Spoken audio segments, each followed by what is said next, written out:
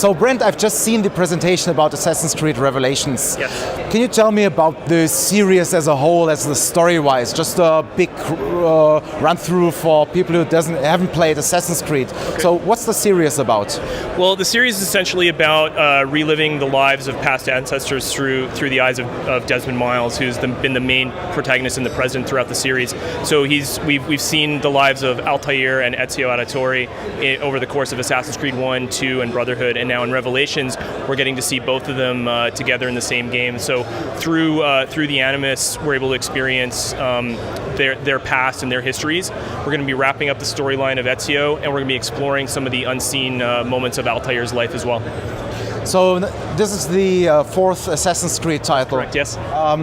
What has changed since like the first or like the Brotherhood? What are the main functionalities you've added, or what did change? Well, we're taking Ezio outside of Italy. We've seen him in several cities in Italy throughout the course of Assassin's Creed 2 and Assassin's Creed Brotherhood. And now, for the first time, we're seeing him in new cities such as Constantinople, which we showcased at E3. You're seeing a glimpse of Masyaf here today. And then there's another city that we're talking about called Cappadocia. So to see him outside of his element is really intriguing. You're seeing that reflection in the art direction, the look of the levels, the look of the worlds. Even his outfit is different to sort of match the locations that he's going to. The Assassin's Creed storyline goes very deep, it's very epic. Does this storyline come to an end in Revelations?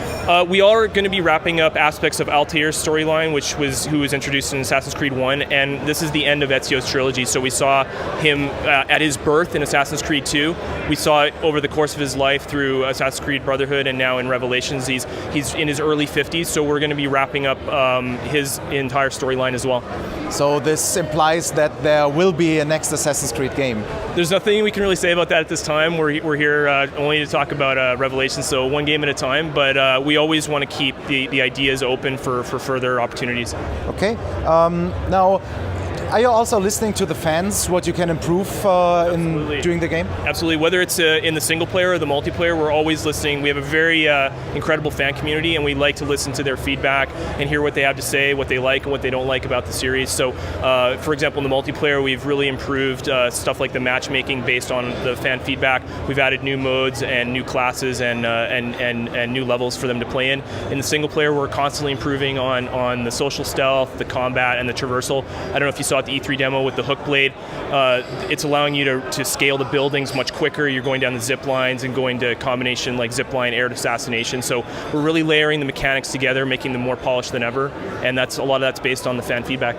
In the presentation right now, you showed off new combat functionalities like bombs. Yes. Can you tell me something about the crafting process and the ability to throw bombs around? Absolutely. So in Assassin's Creed 2 and Brotherhood, we only ever saw the smoke bomb as a primary type of bomb weapon. But now, with ingredients that you're going to be able to find throughout the world through exploration and through like looting through the guards and stuff, there's a variety of ingredients that you can get to go to the different bomb crafting stations throughout the world and mix and match these ingredients to create your own bombs for all kinds of different types of gameplay. So you can manipulate the guards, you can manipulate crowd, you can go straight forward with more of a combat-centric, aggressive style approach. So the bombs really expand upon the way that the player can get through the game and try different opportunities in the different missions. Talking multiplayer, this was like, for me at least, the surprise element of Assassin's Creed Brotherhood. I think no one expected it to be that good, and I actually did play the multiplayer more than the single player.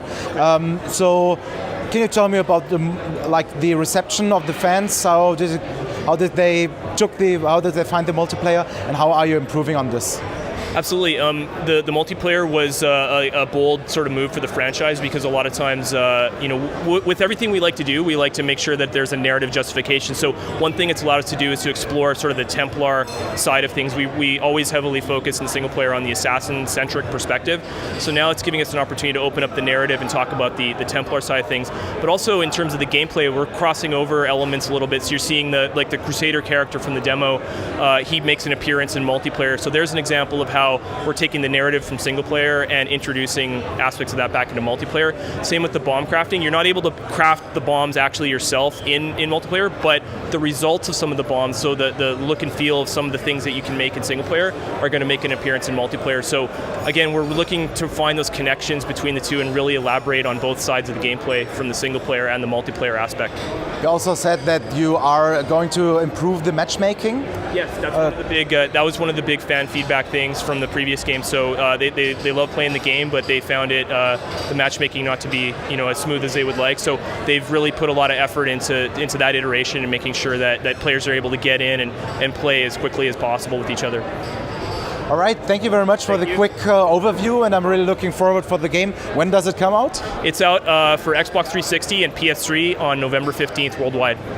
Thank you very much, and have a good fair. Thank you. Thanks, you too.